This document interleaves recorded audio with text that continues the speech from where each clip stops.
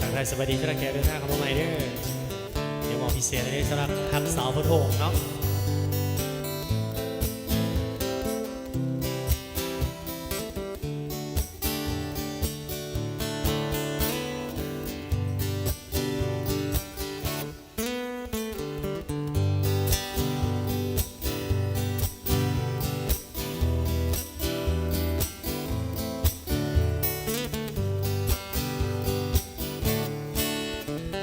เพียงครั้งหนึ่งที่ข้าได้เห็นทรงใจบ่เว้นได้เห็นสาวเมืองโพนโฮน้องงามโซภาเหมือนสร้างบุญมาเหมือนดังอยู่ทรงถ้าเปลี่ยนน้องแล้วดังหงน้องงามสูงส่งลงทักหน้าโซเพียงครั้งหนึ่งที่ข้าได้ไปทราบซึ้งตรึงใจหรือไทยของข้าสื่นทรงอยากจะมาอยู่อยากเป็นเนื้อคู่เสิร์ชสู่พี่โลกบุญอายสร้างมาบ่สมจึงลงโง่งงเพียงน้องคนงามโอ้น้ำใจสาวเมืองโพนโฮแสนงามเลิศแล้วสุขสมองค์อาจของวัฒนธรรม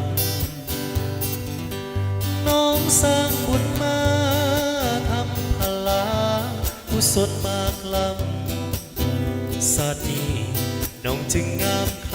ำสวยเลิศล้ำยิ่งกว่าจันทราเพียงครั้งหนึ่งบอกขอลืมโลกคิดว่าอายคงได้หับความหักกรุณาหากน้องป้านี้บอกขอในนี้หักน้องเท่าฟ้าจะเสิร์ชสู่บูชาพาน้องแก้วตาหักข้าเถิดเอ่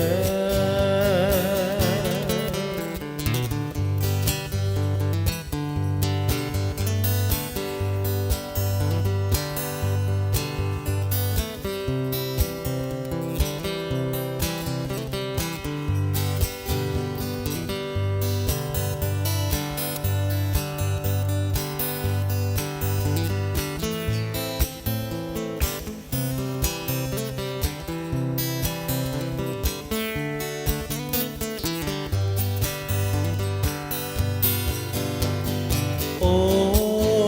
น้ำใจสาวเมืองโพนโฮแสนงามเลิศแล้วสูงส่งองค์อาจของวัฒนธรรมน้องสร้างบุญมาทำพลากุศลมากล้ำศาสตร์นี้น้องจึงงามคำสวยเลิศล้ำยิ่งกว่าจันทราเพี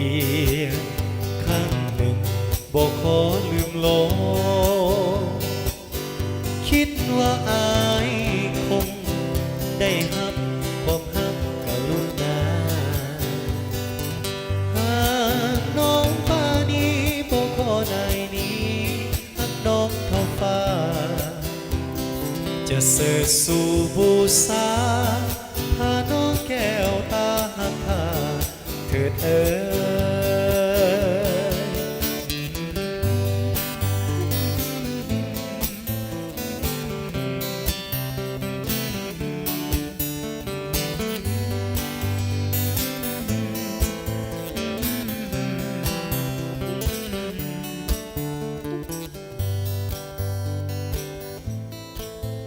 กระบอกทักทายกันไปเนาะเป็นบทเพลงที่ลาวเนาะหักสาวพุทโธ